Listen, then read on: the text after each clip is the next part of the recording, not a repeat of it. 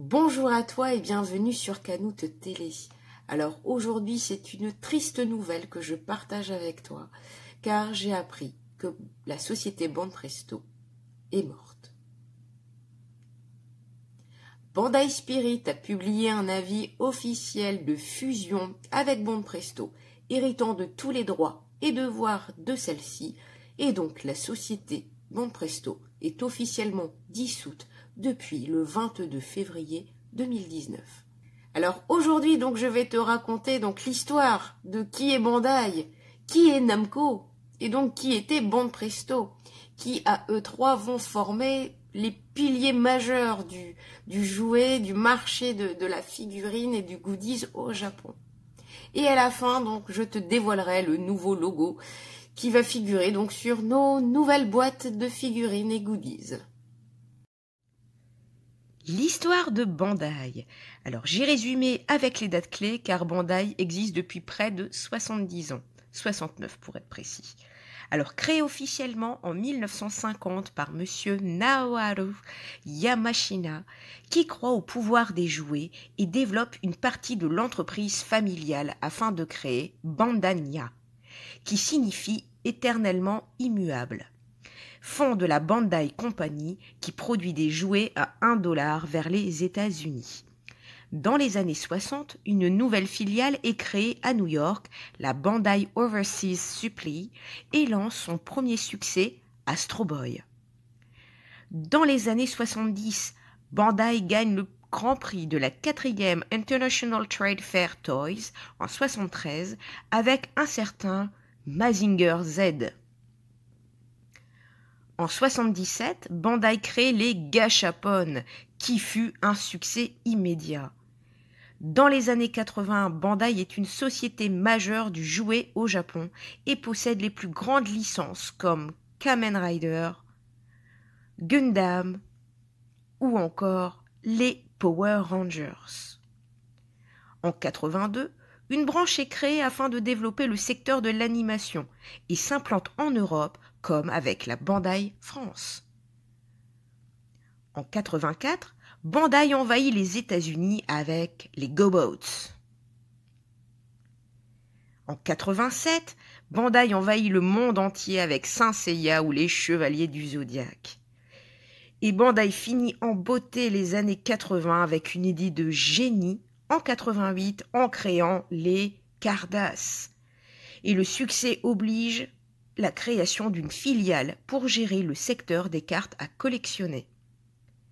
Dans les années 90, Bandai sera connu pour avoir commercialisé le premier animal virtuel avec son Tamagotchi, en 95 exactement. En 2002, Bandai Channel est créé afin de distribuer un contenu numérique haut débit et Bandai valorise son capital à 22 milliards de yens. Le retour est immédiat et Bandai dépensera 4 milliards de yens pour créer un musée consacré à son histoire, ses jouets et son évolution, le musée Bandai. En 2005, Bandai fusionne avec Namco et donne naissance à la holding Bandai Namco. Mais du coup, qui est Namco ? Namco est créé en 1950 par monsieur Masaya Nakamura, plus connu sous le nom du père de Pac-Man. Namco est une société qui exerce son activité dans le milieu des jeux vidéo. Depuis 2005, elle fusionne avec Bandai pour gérer des parcs à thème. Bandai Namco Games s'allie à Sony en 2007 pour le développement des jeux vidéo sur smartphone. Et Namco Bandai Holding est créé en 2007 pour un chiffre d'affaires de 15 milliards de yens. Alors notre Banpresto. Banpresto, créé en avril 1977 sous le nom de Oi Sangyo, en 82 devient Corelon Technology et sous-traite avec Sega. Dès 1989, Bandai rachète une partie du capital et devient Banpresto. Par l'arrivée de Bandai, Banpresto porte son capital à 300 millions de yens et investit dans la création de jouets, de jeux vidéo et des appareils de divertissement dans les cafés et centres commerciaux. L'intérêt majeur est que Banque Presto peut utiliser les licences de Bandai et carton plein en 92 où le capital atteindra 1400 millions de yens et Banque Presto entrera en bourse de Tokyo en octobre 2000. En 2005, lors de la rentrée de Bandai dans le groupe Namco Bandai Holding, Banque Presto rentre partiellement dans la holding. Et c'est en 2008 où la branche de jeux vidéo Banque Presto rentre dans la filiale Namco Bandai Games et Banque Presto est intégrée à la filiale Namco. Finalement, le 22 février 2019, la société Banque Presto est dissoute. Donc les premières questions que je me pose, doit-on garder nos figurines goodies Banque Presto comme les futurs trésors pour nos enfants? Vont-ils tous devenir collectors? À quoi va ressembler le nouveau logo sur nos nouvelles boîtes? Du coup, je me pose plein de questions. Est-ce que tous les objets Banque Presto vont devenir collectors? Est-ce que c'est le futur trésor dans une maison que l'on doit garder? Est-ce que le nouveau logo t'a plu? Et en faisant des recherches, j'ai également découvert que Mega House, oui, là, les Portrait of Pirates, la Mega House, était une filiale de Bandai.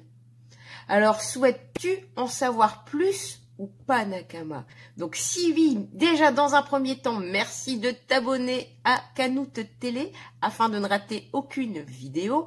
Merci pour ton petit pouce et commentaire si tu as trouvé cette vidéo intéressante et si tu veux en savoir plus sur les filiales fabrication japonaise. Je tenais sincèrement à remercier Chris aujourd'hui, cet illustrateur au grand cœur qui a eu la générosité de faire la vignette aujourd'hui. Si tu as cliqué sur la vidéo, c'est sûrement grâce à lui, tellement la vignette est magnifique.